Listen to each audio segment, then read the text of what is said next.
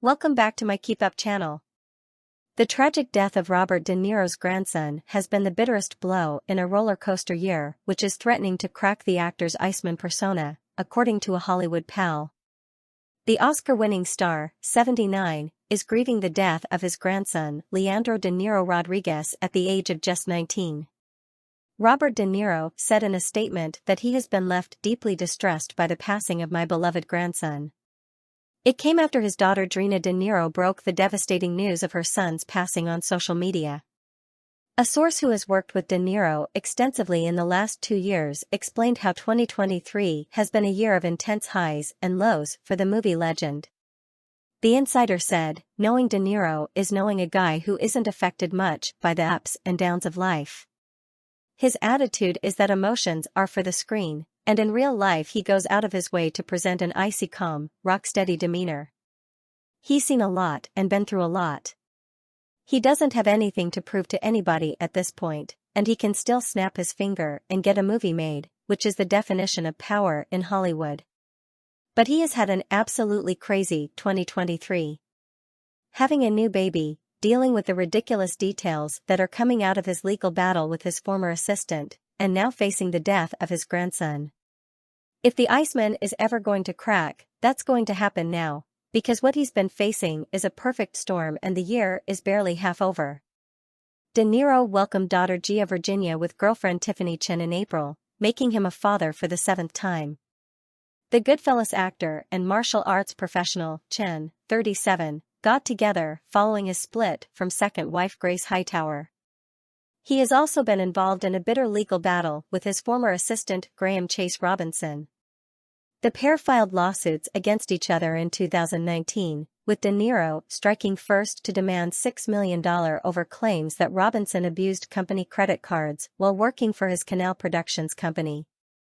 Robinson responded with her own $12 million lawsuit in federal court alleging she had been subjected to gender discrimination and humiliation during the 11 years she worked for De Niro's Canal Productions. Court filings recently revealed that Robinson was also involved in an alleged feud with Chen, who is said to have accused her of being in love with De Niro. The dueling cases are due to go to trial in front of a Manhattan jury in October. According to the U.S. Sun's source, who worked with De Niro on his recent Martin Scorsese-directed movie Killers of the Flower Moon, the star has also had a very up-and-down year professionally. In the late spring, De Niro's latest goofy, Italian-American-flavored comedy About My Father belly flopped at the box office and tanked with critics. At the same time, the star's role as the villain in Killers of the Flower Moon sparked serious Oscar buzz after the movie premiered at the Cannes Film Festival in May. The insider said, on top of everything going on in his personal life, De Niro is expected to be in the Oscar mix this year for Killers. That entire project has been a high-stakes pressure cooker for Robert for going on 4 years now. He's put a lot into this thing. But given what's happened with his grandson, nobody is really expecting him to go hat-in-hand to beg for Oscar votes this fall. He's not the campaigning type and he has so much going on at home right now that it's completely understandable if he wants to sit out the horse race this year. He's always been fine with letting the work speak for itself. He's totally justified for taking family time right now, as much as he wants. The source said that the one exception De Niro ever made to his decision not to express his emotions in public was his strident anti-Donald Trump stance.